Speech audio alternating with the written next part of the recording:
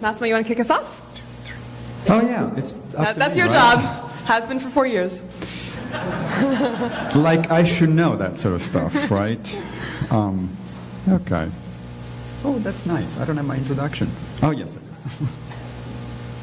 I should also, as Julia pointed out, I should also have memorized it in 4 years. But it's like 2 lines. It's been the same 2 lines for 4 years. Okay, ready? Ready. Welcome to Rationally Speaking, the podcast where we explore the borderlands between reason and nonsense. I am Massimo Pigliucci, your host, and with me as always is my co-host, Julia Galev. Julia, what are we going to talk about today? Well, Massimo, today is a very special episode. First, because we are here recording live in front of the lovely audience at the Northeast Conference on Science, New York. I'm sorry, what was that again? Northeast Conference on Science and Skepticism.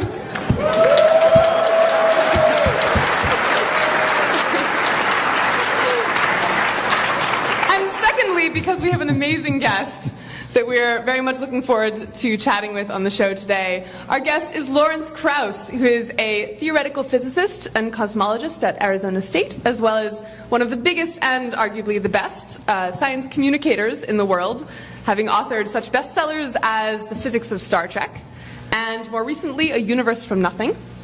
Although arguably his biggest claim to fame is having been once quoted by Miley Cyrus. Absolutely. For which reason alone he was a shoo-in for the Rationally Speaking podcast. That's true. I keep forgetting to put that in my CV, but I suppose I should. It should be at the top in, gold glitter letters, really. Lawrence, welcome to the show. It's so great to have you. It's great to be here. Thank you very much. Thank you. Lawrence, the first question is going to be an obvious one. I heard that you and Captain Janeway these days go around promoting flat Earth. What the hell is that about? Actually, it's worse. We apparently promote not a flat Earth, but the fact that the Earth is the center of the universe. Oh, even better. That's a toss-up. Which one is worse? Well, actually, they got it wrong because really, I'm the center of the universe. Right. They didn't get it right. So. How did that happen? I mean, it's. Well, I didn't really know how it happened initially, but now I put things together after the fact. There's a movie out which I'm not going to mention the name of because, as I've written, I think it's just this whole thing is wasting more oxygen than necessary on something that's ridiculous. But a movie appeared, which I think will go absolutely nowhere. But the producers have been getting a lot of press because I'm in it and some other people and the movie promotes the idea that the Earth is the center of the universe, that somehow we're special and everything revolves around us.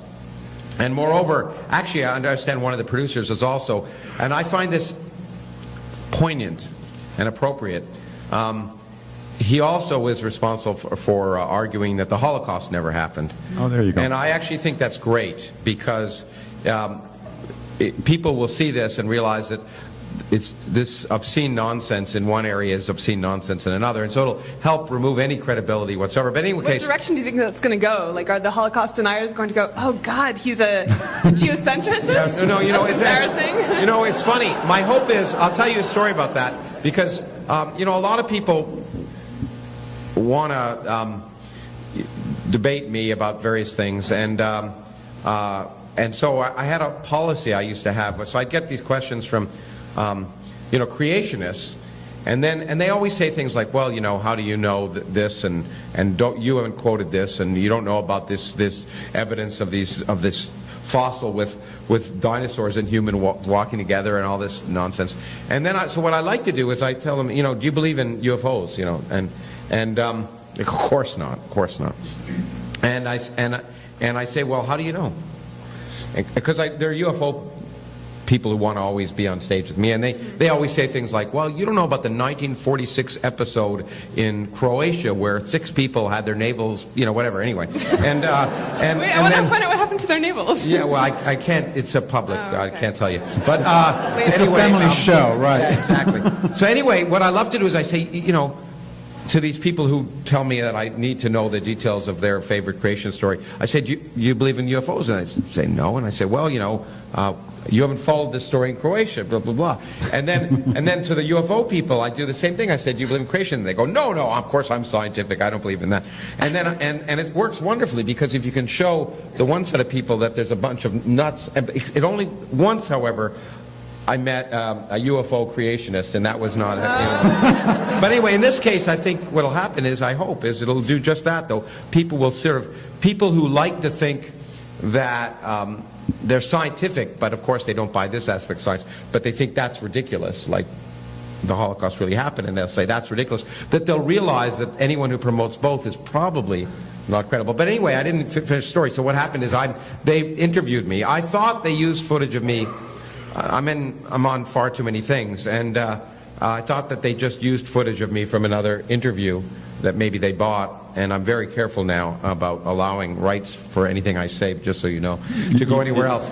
But you did sign the But release, apparently, so. They just came to interview me and misrepresented themselves. And of course, they cut and paste, and apparently I come out, promoting the Earth as the center of the universe. And it reminded me of my good friend and colleague Paul Davies, who's with me at Arizona State, was telling me he had a similar episode about some people came to interview him about artificial intelligence, and he said, it's not like, rocks can think, and they edited it out and had him saying rocks can think. Anyway. Wow. Anyway, so you've got to be subject to that, and so, but it's also, Catherine Janeway, Kate Mulgrew, apparently narrates the whole stupid thing, and which surprised me.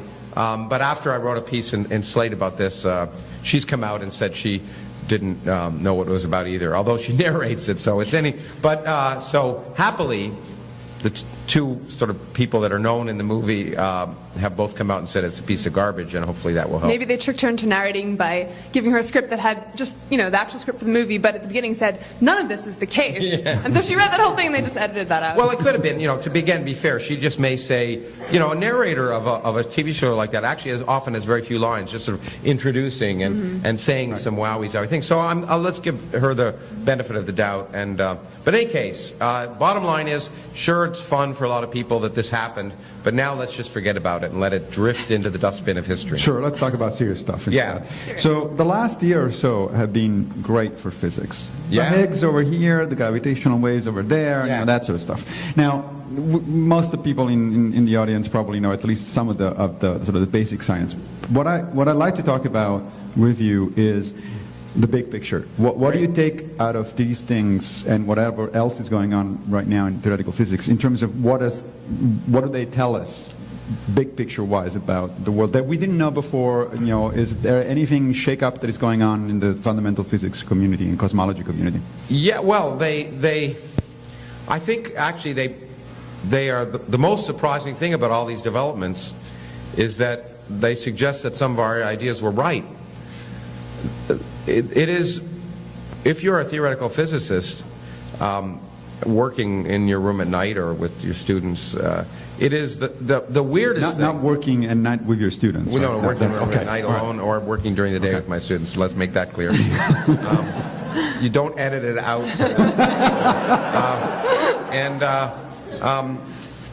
It is the least expected thing is that something you're writing down that nature actually obeys, because it never happens.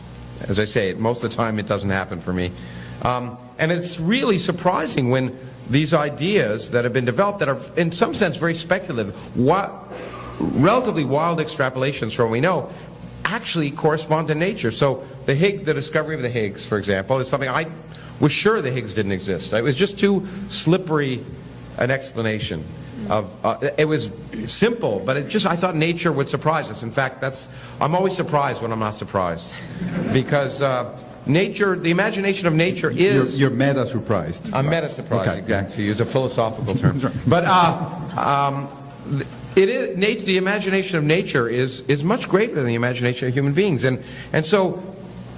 That's why we have to keep looking outward and not inward. Nature keeps, if you lock theoretical physicists in a room and had them come up with a description of the world, it wouldn't correspond to it at all, because really, literally, the imagination of nature is so much greater. No one would have imagined, for example, that empty space has energy and the expansion of the universe is accelerating, but that's the case.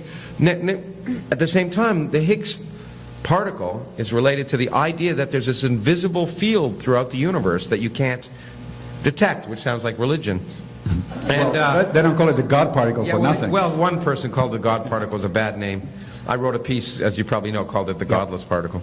But there's also that goddamn particle. yeah, I know. There's that. He claimed that's what he wanted to call it. Leon is a very funny guy, but I think he knew what side his bread was buttered on. But anyway, so there's this invisible field that is responsible for giving mass to everything, and it sounds nice, and it would be like religion if it didn't also. The thing that makes it science is you can make a prediction. As I often say, with this field, it's invisible, but with every field in physics, there's a particle associated with it. And so how can you find out? Well, you just spank the vacuum. It's Sunday morning, we should talk about masochism a little bit. Sure. You spank the vacuum really hard, and if you give enough energy at a single point, you'll kick particles out. So there's a prediction. So we have to build a machine that can spank the vacuum, that can dump enough energy in a small enough region that will actually produce these particles associated with the Higgs field. And that's why we built the Large Hadron Collider. And amazingly, they're there. You spank the vacuum hard enough and those particles are there. And I just thought that the Higgs explanation of why all particles have mass was so simple. Yeah. Well, I mean, it was a central part of the greatest intellectual edifice that humans have ever created, in my opinion, the standard model of particle physics. But I wanted it to be wrong, because it's more interesting when things are wrong, and it means that there's new directions, and it was very fast. But anyway, it's incredible that idea is correct. And the big picture, and I appreciate your question, because you ask, what do you take from that? Well, all of this is neat science, but it's a more interesting big picture.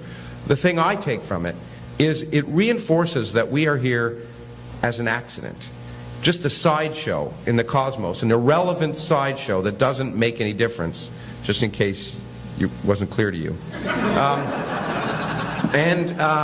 see all of doubt in the room. Yeah, because really, if the example I often use is like looking at the frost on a window. You see these beautiful patterns, and they're pointing in all sorts of different directions, and that's fine. But if you lived on one of those icicles, then one direction would look special to you, and you'd think it was very special. But we see that's just an accident of where the water froze. And in a sense, the Higgs field formed as the universe cooled down when the Higgs field froze, and it froze in a certain direction, if you wish, and it's an accident. If it froze in a different way, then the world would be quite different, and there was no way in which things were preordained to be like they are and for us to exist. We're a fortunate accident, and that's remarkable. And then the other great development is of a few weeks ago, which I mentioned yesterday at this meeting, is this incredible discovery of gravitational waves from the Big Bang, which allow us to look back to basically the earliest instant, a millionth of a trillionth of a trillionth of a trillionth of a second after the Big Bang. And what makes that exciting is it turns a lot of what people might have called metaphysics into physics. It allows us to probe things which otherwise would be real speculative about nature, and allows us to test them. And so looking back at the beginning of time will change everything, because it will allow us to test ideas that I never thought would be testable in my lifetime, including the possibility that there may be many universes. And at least it allows us to test it in a very clear, if indirect way. And I think that's fascinating, whenever you can take metaphysics and turn it into physics. Yeah, I have so many questions. I'll pick this one. Okay. So I was reading your answer to this year's EDGE question, and I really liked the question this year. It was, what scientific idea do you think is due for retirement? Like needs to be retired, basically.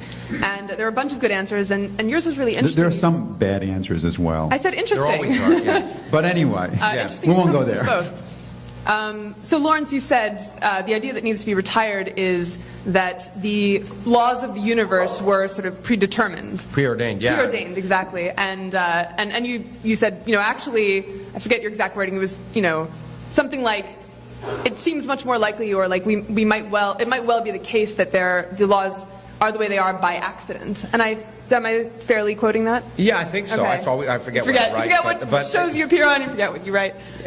We can ask the geocentrists if we're quoting. My confusion, though, was about... So I can understand the explanation that something was an accident in the sense that there wasn't any sort of very thoughtful or meaningful planning involved. to sort of choose that particular configuration of dice. They were just rolled, and physics worked out such that the dice landed on those numbers or something. But my sort of curiosity as to why the laws of the universe are the way they are was not like, it wasn't that they held some sort of special configuration of values, and I wanted to know why that configuration of values in particular. I just want, like, how were any, it wouldn't matter to me what the values were. Whatever they were, I would want to know how they came about that way. Does that make sense? Of course it does. We want to know. That's why I became a physicist, and why many of my colleagues did. And Einstein put the question in a beautiful way, although he used the wrong word. He said what really interested him about the universe was whether God had any choice in the creation of the universe. And by God, of course, he didn't mean God. He meant, is there only one set of laws, and if you change one little thing, does everything fall apart? Can you only have one consistent reality that fits together? And I think most of us physicists in my generation, anyway, and before, grew up with the idea that, yeah, that's probably the case, and we want to understand why. I wanted to know why the universe had to be the way it is, and that's one of the reasons why I became a scientist. And so it's a fascinating question. And it's a little disappointing if there is no answer to that question, and namely, that the universe doesn't have to be the way it is. And our universe may be one of many universes, and laws of physics could be different in each one. And the reason the laws are what they are is natural selection. It's not when one says that the universe is the way it is so that we could live in it, it sounds, and many people misinterpret that to be intelligent design or some divine thing. But really it's just natural selection. It's the same reason that bees can see the colors of flowers they can see so they can get nectar. It's not that they were designed to do that. As if they couldn't reproduce. And bottom line is, it's not too surprising for us to find ourselves living in a universe in which we can live. The opposite would be very surprising. And you could write a whole book about that. But and so it may be that, of course, in our universe, it allows life forms to evolve and matter to evolve, and the laws of physics to evolve in such a, or to be in such a way that we can be having this conversation now. But it could be quite different in many other universes, and some of those universes might not harbor life. Although it's important to point out that just because the parameters are very different, we don't know. We don't know what the locus of all possibilities for life or intelligent life are. We know one example. Okay, carbon-based life forms living around a star with water and sunlight. And so we look where the light is, literally, and we say, okay, that's an example. But it could be in other universes that are quite different life forms form. But the big question, you might say, is, well, still, what determined all this? The answer is, that's not a good question. Or might be. Let me say the answer might be. And there's two ways to think about it. One is that all possibilities might be, that it's just completely random, and every possible law that you could ever imagine arises. There are an infinite number of universes, an infinite number of possibilities, and then there's there's nothing that determines anything in some sense. Maybe there's a probability distribution, but not. So if everything can happen, it's the same as saying there's no rule. Right? So that's one possibility. Then my feeling of a need for some explanation sort of dissipates. Exactly. That is the case. That's right. It helps your need for an explanation. But the other possibility is that's equally likely, I think. Well, I don't know if it's equally likely, but it's equally plausible. And that is that there really is just one set of laws. Okay, one rule that you can have, and all universes have that. But the question is, what determines it is a bad question, because the word determine implies cause and effect. But if our universe came into existence spontaneously, then space and time came into existence spontaneously. And time itself may not have existed before our universe existed. And clearly you have to have the concept of time to have causality.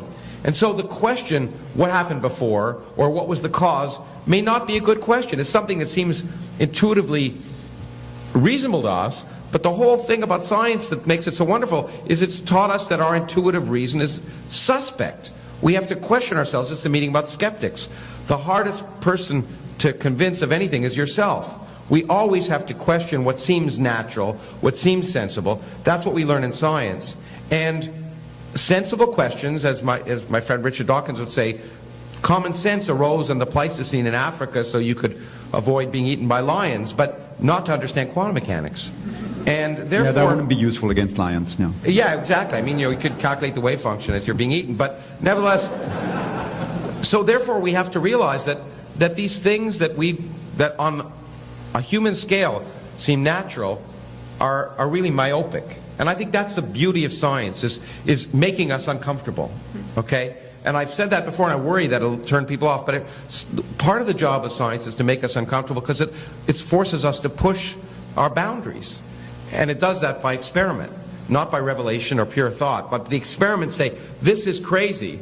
It seems crazy. And what we have to do is force our thinking to understand why it isn't crazy, and why the universe doesn't behave like we want it to behave, because the universe doesn't give a damn what we want. Now, there's been another important development in theoretical physics recently that I want to bring to your attention. The most brilliant physicist of all time, at least according to himself. Me? No, No, I'm talking about Sheldon Cooper. Oh, Sheldon Cooper, of course. A lot of people mistake us. So it's okay. Right. He's a little taller, but anyway.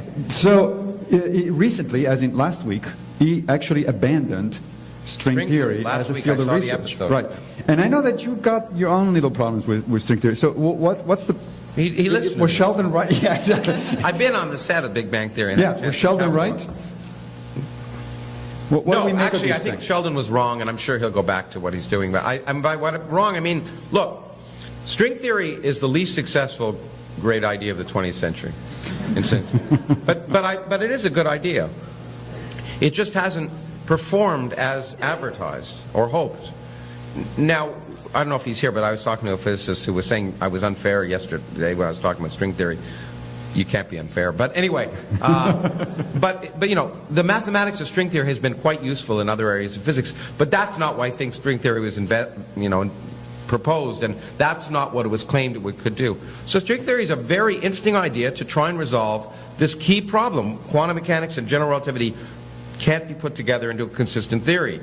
And as I showed here yesterday, we now have much better evidence that general relativity has to be thought of as a quantum theory. We've shown it. So we need to resolve that problem, and string theory is based on a bunch of very good ideas, and it's very well motivated. I wrote a whole book about string theory called Hiding in the Mirror, and as I like to say, it was the only fair and balanced treatment of string theory in a non-Fox News sense. And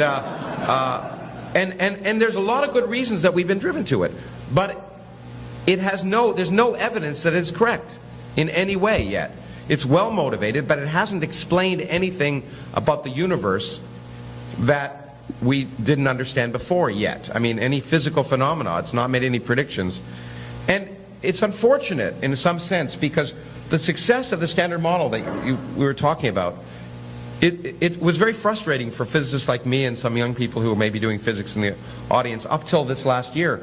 Because from the 1970s to last year, in some sense, we've been living with sensory deprivation. We had this incredible theory that explained everything we could see, but there was no data that would tell us, would push us beyond that. And anyone knows who's been in a sensory deprivation tank, and I have, that after a while you begin to hallucinate. And so we've been hallucinating for the last 30 years, and string theory is one such hallucination, but I don't mean that in a bad sense.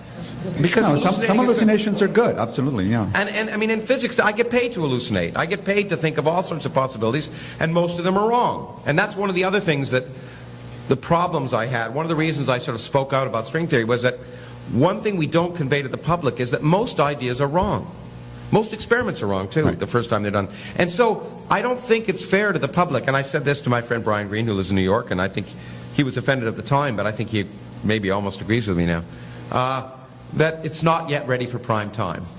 He was offended at the time because he's trying to put it in prime time. But you know, there are a lot of ideas that are really interesting, but there's no need to talk about them in public, because there are incredible ideas that actually do describe the universe, that actually have made progress, and those are the ones we should focus on, because if we promote all of our ideas, most of them are wrong, and the public gets the sense like, as well, there's nothing really objective about science. One day they think this, the next day they think that. Well, I shouldn't believe any of it. So I think we have to be very careful when we communicate to the public about science that we're talking about things that are well tested and established. Or if we're not, that we make it quite clear that they're fascinating but speculative, and we owe it to the public to make that distinction. Now that's an interesting point. I want to actually go back for a second, to string theory before we leave that topic. But the comment you just made is interesting. So it seems to me that one of the reasons why Brian Greene and many other people have been, in fact, you're right, putting stuff out there for prime time, which is arguably not ready. Well, I think he tried very carefully. I mean, I have great respect for him. Absolutely. It's not a criticism of him. I think it's an observation, a more general observation, because it doesn't actually apply only to physics, to public outreach in physics. We've heard, even at this conference, similar problems may be happening in neurobiology, where a lot of interesting research is going on, but then the popularization of that research, even by some neurobiologists, goes way beyond what is warranted by the actual evidence. I'm wondering, you mentioned Fox News earlier, and is science popularizing beginning to be affected by a similar issue that, like along the lines of the 24-hour networks? In other words, if you have a lot of journals and magazines and newspapers and blogs and all that that are dedicated to science, you got to talk about something, and you got to talk about something special and surprising and stunning all the time. Yeah. And science just doesn't progress at that rate. Well, I think you're absolutely right, but I think it's not just true for science, it's true for news in general. Yes. If you watch CNN, most of it isn't news. Right. In 24 hours, you got to fill up with something. And I think there is this great, and it's been, I don't think it's recent. I've watched it since I was younger. I used to call it People Magazine Science. And I think the notion is that everything and every person has to be touted as the next Einstein. Whenever they say, oh, this young person, this young physicist is the next Einstein. And it has to be done with hyperbole, because the feeling is you've got to rise above the noise and you've got to make news. And it's really unfortunate that, first of all, I don't generally like science when it's presented through its personalities, because, like it or not, most scientists are like most academics, and that's pretty boring. And everyone has to be presented as some neat guy who had this dream in the middle of the night. Actually, neat woman. It's worse than that, because it's not only most of us are boring, but all of us have a big ego. So when you couple a big ego with boring personality, it's just really not it's good. Insufferable. It's insufferable. And but so it shouldn't. I mean, look, people like to learn history and they want to know about people. So even in my own books, I try and weave the history in often, because it's comforting. But the trouble is when people try and say, well, the ideas are not of interest, so we'll try and stress the people or something, and that'll be our story on this neat new discovery, when in fact the ideas are wonderful. And I was just talking to a friend of mine last night about this, that we in watching when watching television in particular, the way science is done on TV, I think it's because of the Sesame Street generation that need constant stimulation. Right. But if you compare many of the programs, and they'll remain unnamed, that you see of science today, and you compare, say, one of my favorites was Jacob Bernowski, The Ascent of Man. And once I was at a meeting where I compared that to another program, which again will be unnamed, a more recent one. We're talking about quantum mechanics, and this other program, had all these effects and telephones ringing and all these other things. And in Jacob Bernowski, you see him standing there talking to a camera, mesmerizing you with the ideas. And I just think it's a shame that that TV producers in particular, think that you need to substitute graphics or stimulation for the ideas, because the ideas are fascinating. And I'm convinced that people will be fascinated about those ideas if you present them correctly. And it's a shame that it isn't done. Going to return to string theory? Yeah, I want to turn to string theory for a second. Oh, you have a question about that? Yeah. So my question is, I've heard plenty of very smart people being disappointed with string theory's progress or lack thereof. Yeah. But I haven't yet heard anyone even sort of postulating what we might turn to next, or where we might even start looking for an alternative. Well, for instance, what the hell is loop quantum gravity? Well, loop quantum gravity. I mean, it's very funny that the people who do loop quantum gravity criticize string theory, because if you live in glass houses, you shouldn't throw stones. But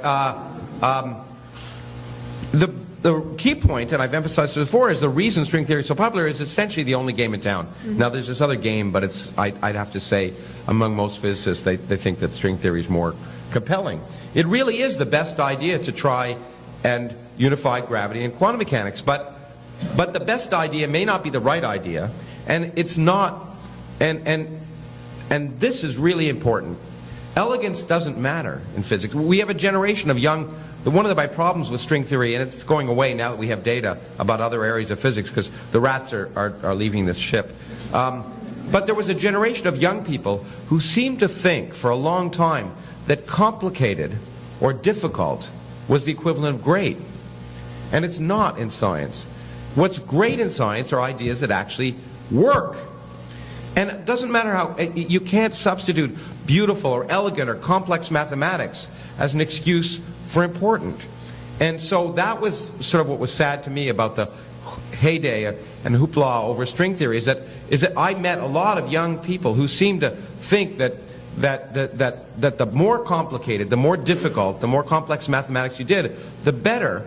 And it's just not the case. Now, complex mathematics is very useful in science, and a lot of it gets turned into physics, and there's no doubt in the kind of work I do we use complex mathematics. But what really matters is does it explain anything? And as my friend Frank Wilczek, who's a Nobel Prize-winning physicist, used to say, and I think it's a wonderful way of putting it, he said, I don't want a theory of everything. I just want a theory of something.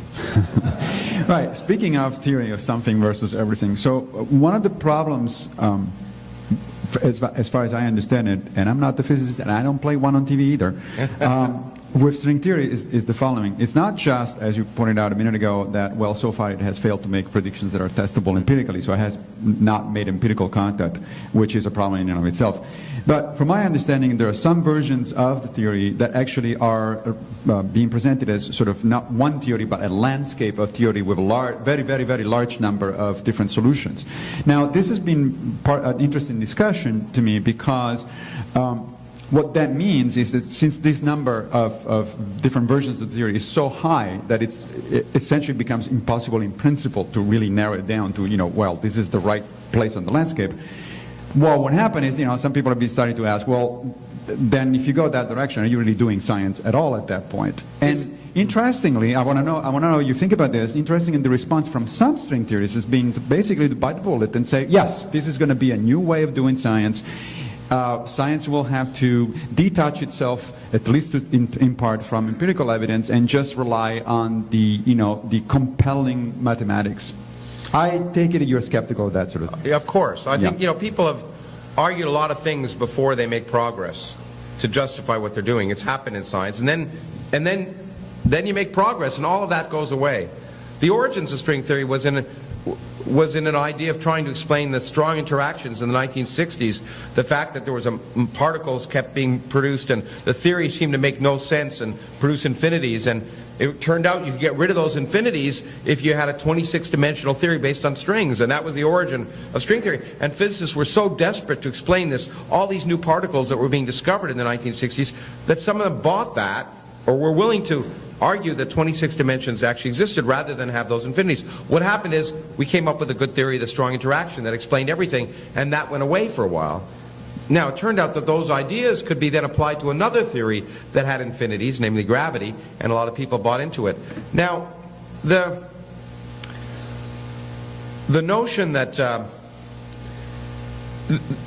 something you said was very important. Well, I thought, sure, everything you said was very important, Of course. You use the word theory, and you use the word theory, and we shouldn't use the word theory. In fact, I've convinced Brian of this. It is an insult to evolution to call string theory theory.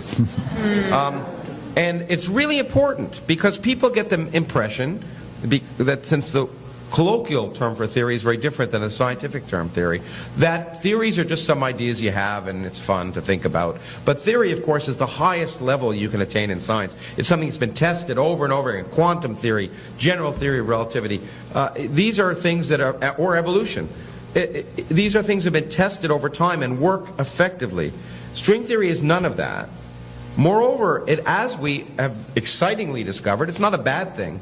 We discovered the theory, the model, the idea, the mathematics wasn't what we thought it was. It turns out strings may not even be important. They may be irrelevant. It turns out these things called membranes or embranes might be important. And so the ideas are evolving at a great rate. And so we don't even know what that quote-unquote theory is if it exists. So it's unfair. We shouldn't be calling that. We should string hypothesis. But strings may not even be relevant. So that's the first thing. Right. But the second thing, a very important point you stress is that and this was a great disappointment, I think, to many string theorists, because one of the ideas was that it would focus in on a single theory, a single model that, again, would be compelling and explain all the weird things about our universe, why there are three forces, et cetera, et cetera. And it looked early on like that might happen. That you might, in 11 dimensions, you might have a unique theory that really would produce a four-dimensional universe. Although, by the way, it was never part of string theory, and Richard Feynman used to complain about this. There was never a prediction for why our observable universe should be 4 dimensions and there should be 11 dimensions. There was never a natural way of saying suddenly 6 or 7 dimensions will compactify. And in fact, Feynman used to say that string theory didn't explain anything, it constantly makes excuses. And I think that was that's always been a problem. We don't have any reason, even if it's true, for why our universe should be big. But the hope was that this unique theory would explain our universe. And instead, now I think the consensus among most, but not all string theorists, because my friend David Krauss, who's another Nobel Prize-winning physicist, who was also one of the people who pushed string theory and continues to, he actually thinks that much of this discussion about landscapes is misplaced and there really will be a unique theory. And it may be. But right now, the problem is it predicts potentially every different possible set of laws of physics may result from this one idea. And then if it can, therefore, by the way, it can never be wrong, right? Because anything you measure can be consistent with one of these. And as you point out, maybe that, is that science? If you can't be proved wrong, most of us would say it's not science, because science is based on what you can prove wrong, not right. Another misconception. Science can only prove things wrong. It can't prove anything right. Okay, just prove if it agrees with experiment, then the idea isn't ruled out, and it's like Sherlock Holmes. You keep getting rid of the stuff that doesn't work, and you hope what's left over has some element of truth. That's in it. very Popperian of you. Yes. Thank you. Yeah. Well, I was influenced by books I read as a youngster, but I've grown up. Yep. But in any case, I think that is a problem, and it may be that it's not so much because of string theory. But it may be the success, the embarrassment of riches that have happened, as we were discussing at the beginning of the program, the discoveries we're making about the universe, and the reason I wrote my last book, are taking us to realms where we didn't think we could even ask the questions as scientists. And what we're learning is that we're running up against what may be fundamental limits that limit our empirical ability to answer questions. We're running up against the limit, for example, that we live in one universe. Most of us do, as I like to say. The Republican Party doesn't. But most of us, because we live in a single universe and we have access to only a certain set of information, there may be fundamental questions we can't answer directly. And those used to be so far away for the domain of empirical experiment or investigation that we didn't ever think about them 20 or 30 years ago. But we've made such progress that we are empirically addressing questions now where we are limited by the fact that we live in one universe. We actually call it, in one field of physics, in cosmology, we call it cosmic variance. Namely, certain parameters of our universe look like their result from quantum mechanics. In fact, the new gravitational wave data, as I talked about, implies that even more. But quantum mechanics has probabilistic results. The theory itself is deterministic. Let me make that quite clear. The universe is deterministic, no matter what people say about quantum mechanics. The theory is based on a second-order differential equations. You provide the initial conditions, and the equations evolve deterministically. But the measurement of those wave functions, which are deterministic, is probabilistic. But that means if the fundamental theory is quantum mechanical, the manifestation of it in different universes can result in different measurements. So that when we see something on our universe on the larger scales and it's strange, to some extent we can't say, is it strange because the idea is wrong? Or that we just live on an outlier?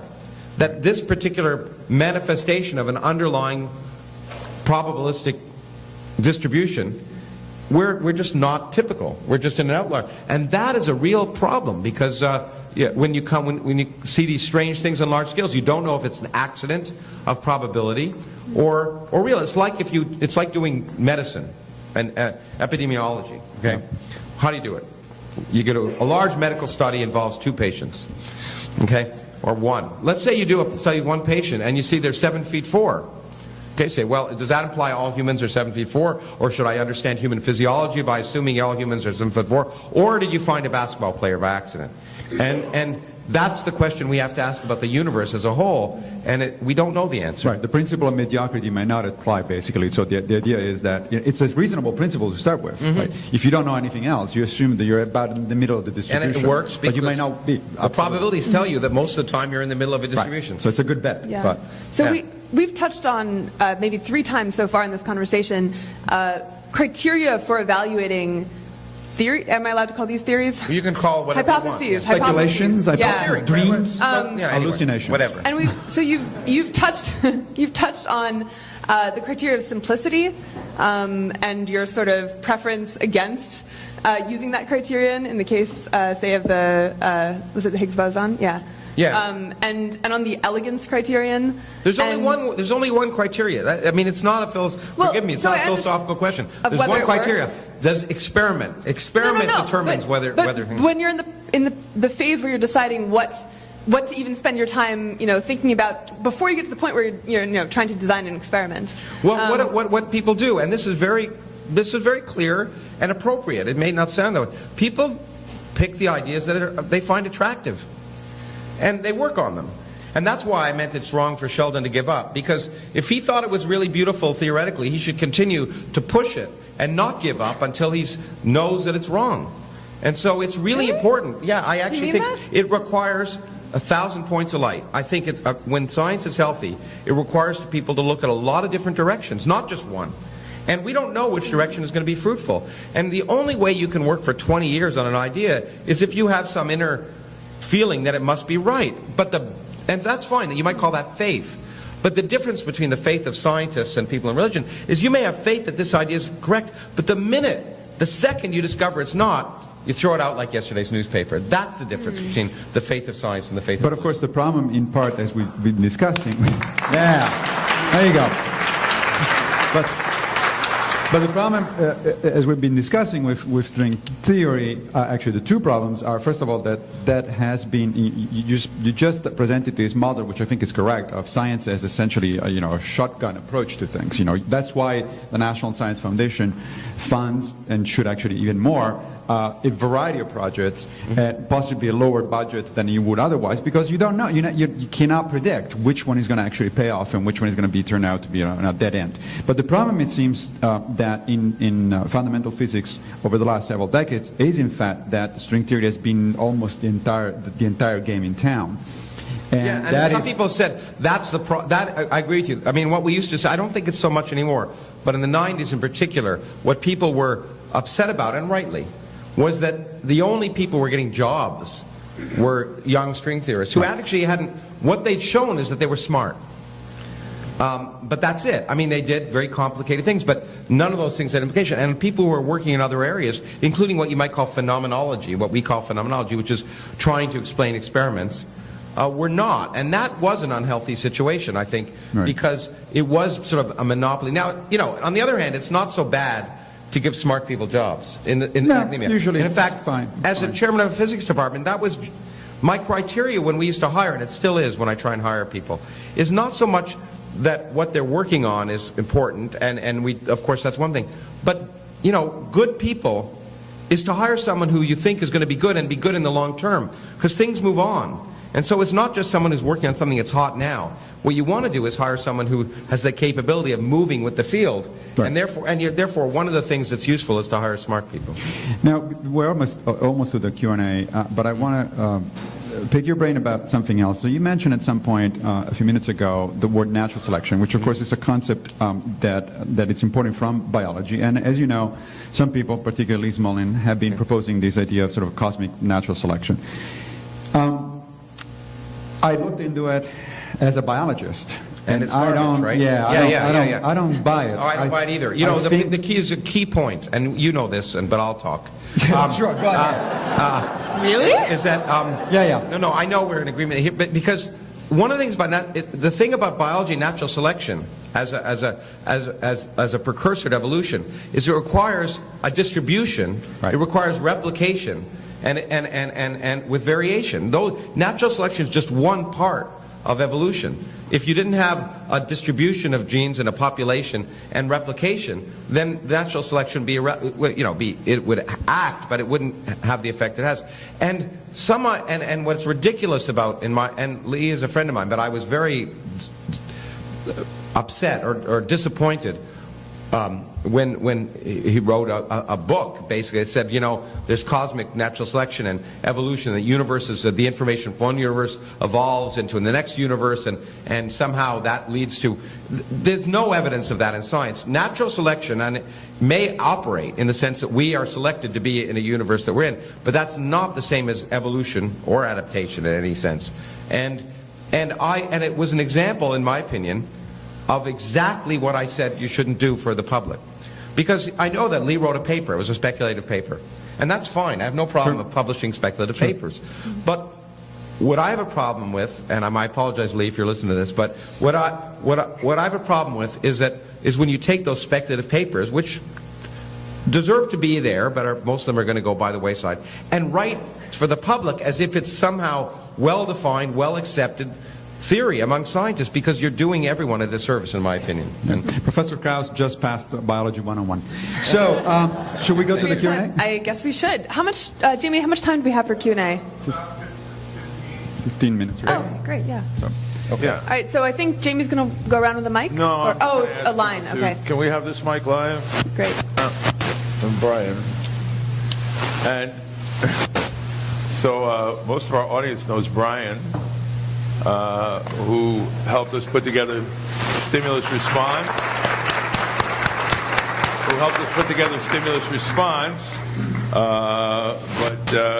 And we're going to have him lead off with a physics question. Oh, good.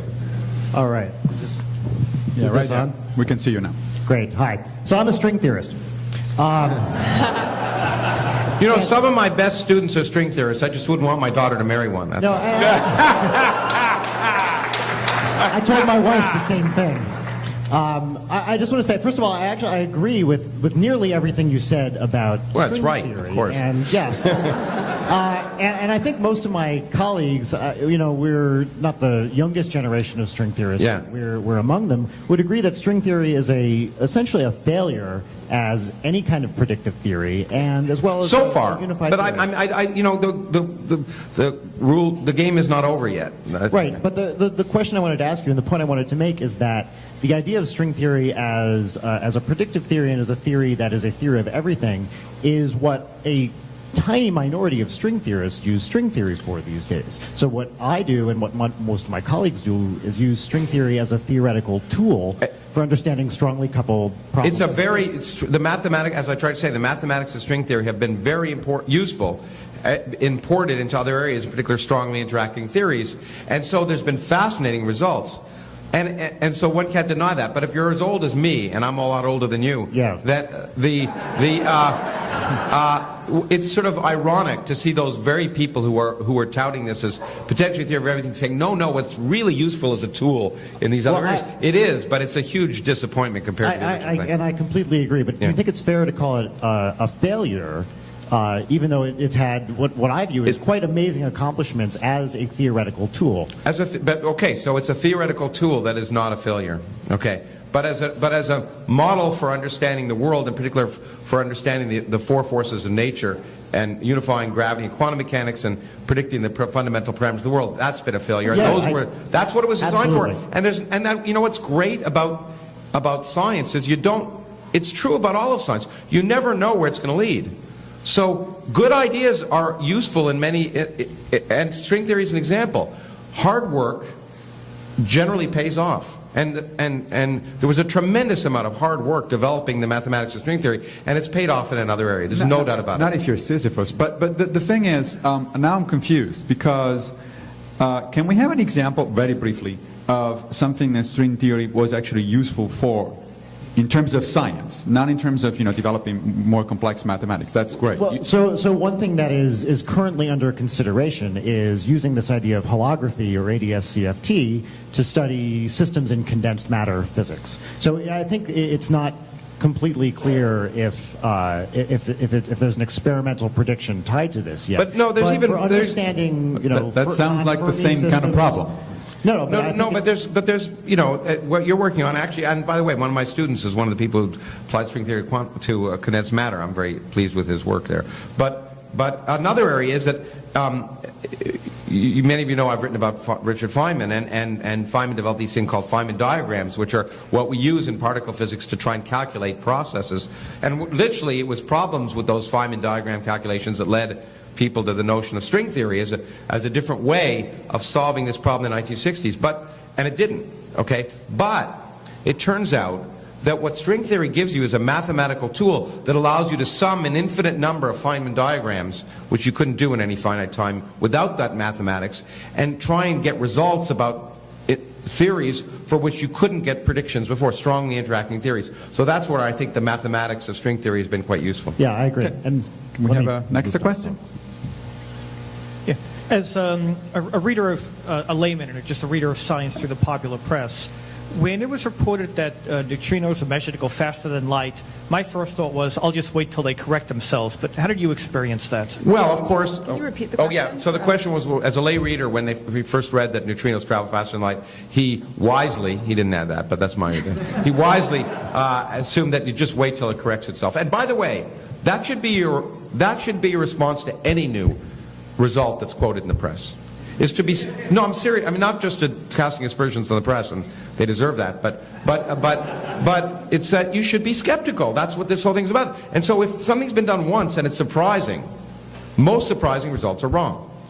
And so that's why I often think it's premature to as it was in the case of neutrinos traveling faster than light. My response was a sigh. I mean, my first response was, it's even worse. I knew it was wrong. There were so many, because again, people think that science is just a set of disconnected facts. But, you can't make neutrinos travel faster than light without other implications. And having to do with quantum field theory, which is the theory at the basis of the Standard Model, which works for understanding every experiment that's ever been done. So it's not as if you can change one thing with impunity. It's not you change that fact there, you make all sorts of other things wrong. So it was pretty. Now, that doesn't mean it was necessarily wrong, okay? But it meant it was highly likely it was wrong. It was a good bet. Yeah, I have this mantra, which I got from the publisher of the New York Times, which is, I like to keep an open mind, but not so open that my brains fall out.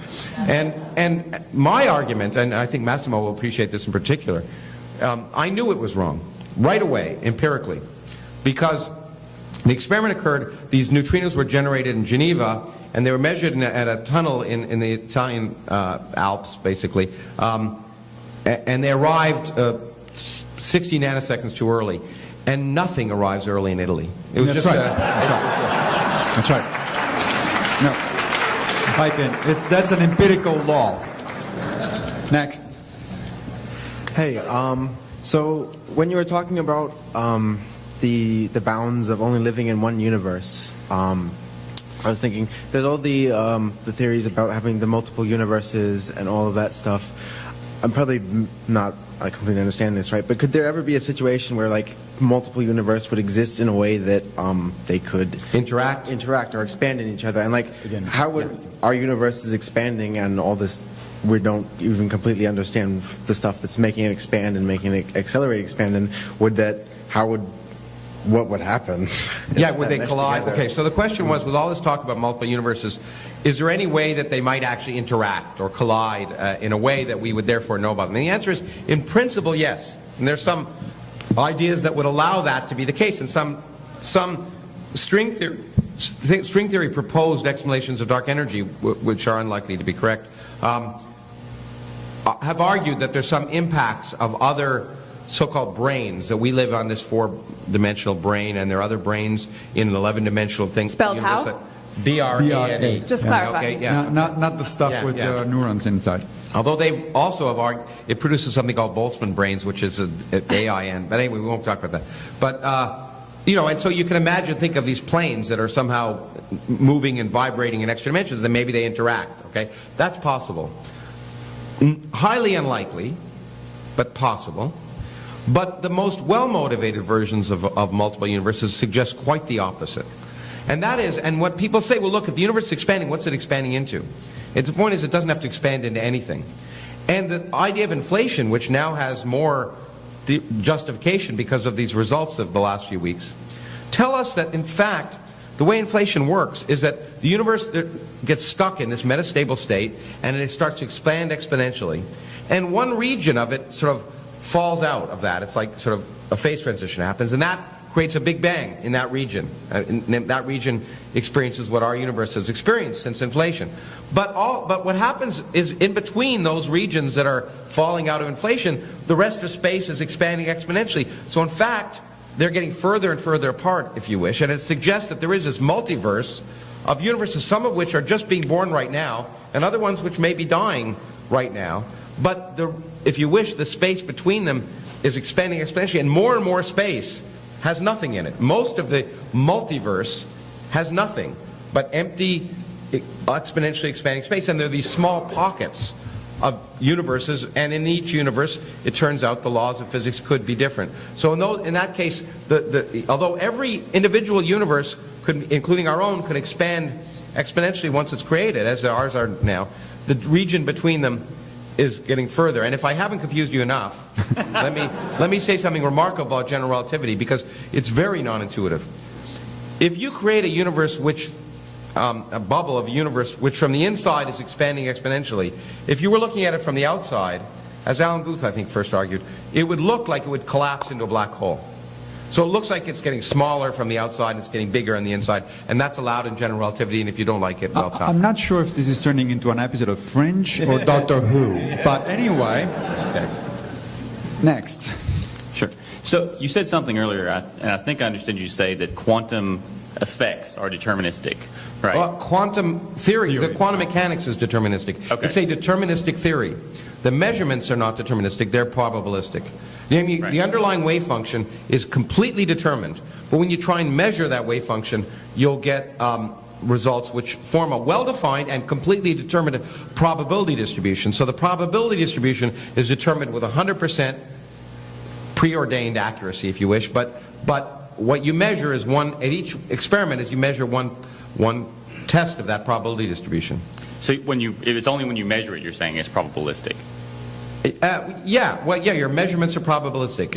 The evolution of the system is completely deterministic, and so at some, this leads to the philosophical questions of free will. But let me just say my version of that is that there's clearly no free will in the universe in the sense that the universe is deterministic. But we live in effectively a universe that has so many degrees of freedom, and that effectively we live in a universe where free will exists. And so operationally we can behave as if there's free will, even if we are happy at some level that to accept that there isn't. And that resolves this fundamental dilemma that Newton had, right, of a mechanistic universe with. Is that because you just don't know the initial conditions well enough? It's not just that. There's so many variables interacting that even if you know the initial conditions, things quickly, if you want to say, become chaotic or become. For example, if I knew the initial conditions of all the atoms in this room, things would quickly become so out of hand that computationally I wouldn't know where they all were, even if they obeyed Newton's laws. Because in fact, you can create great solace in this, is that in classical mechanics we can solve exactly a two-body problem. The minute you add a third body, things became chaotic, and you can't make predictions. That's it. All it takes is three bodies for free and will. anyone who's been involved with three bodies knows that it's very chaotic. Yeah, so you may realize that we have a nice set of quotes that we can put together and make you really look like something. And like I did with, and of course I'll get back at you, so it doesn't matter. Hi, Ed, you may have just answered this, but is there anything random in the universe? In other words, can you get different effects from exactly the same causes? Yeah. Well, in a sense, it's not random. It's random in a well-defined way. No. In fact, the universe. What's the most amazing? One of the things that's unheralded that should be really appreciated more is that everything we see arose from what you would argue is a completely Gaussian random distribution. Namely, our existence and the lumps that collapse to form galaxies and stars and people and aliens and everything else, according to inflation, resulted from quantum fluctuations in the early universe that get turned into classically observable effects. So in fact, the distribution of everything we see in the universe is a random realization of an underlying quantum mechanical distribution. And so, in a sense, we are just results of quantum fluctuations. Everything we see in the universe resulted from some random fluctuations in early time that got frozen in and got turned into classical observable. So in some sense, everything you see was random. Now, the distribution was determined, but which galaxy, which lump formed where, and where they occur and how they occur was in some sense random. But and again, another example that's very much less exotic is radioactive decays. Okay, particles, radioactive materials decay. We can predict on average how long a radioactive particle will survive, but each one, but predicting in general when they'll survive will not tell you when each one will decay. And they'll decay with some distribution, and you can say with great authority or expertise that after a certain amount of time, this fraction of the particles in a box will have decayed. But which particles will have decayed is not something you can say. You can't predict that at all. And by the way, just to turn that into something amusing or interesting, is that the most basic radioactive particle is the dominant particle in your body, the neutron. It makes up most of the particles in your body, and what most people don't realize is that neutrons are radioactive. They have an average half-life of 10 minutes. So neutrons, if I have a neutron here, it will live 10 minutes. But most of you will realize, perhaps agonizingly so, that this podcast has lasted longer than 10 minutes and you're still here. And what's amazing is another remarkable accident of nature is when you drop a neutron in a nucleus for reasons I won't go into, but it's pretty simple. It just loses a little bit of energy and gets a little bit lighter. It becomes stable. So we think of these particles as stable because they're in nuclei. But if you had the neutrons in your body, took them out, they would randomly decay, and you couldn't say which one would decay when. So hopefully that answers your question. I think we have maybe time for one more question. Are there any more questions? That was lie. Well, I'm sorry we have to wrap up. Sorry. I was wrong. Yeah. Sorry. That was random. That's Massimo always getting your that hopes was up. very random. I tend to be optimistic about time. That's it. Well, Lawrence, it's been such a pleasure having you as a guest. It's been a pleasure to be here. Too Thank long you all. coming. Just wonderful.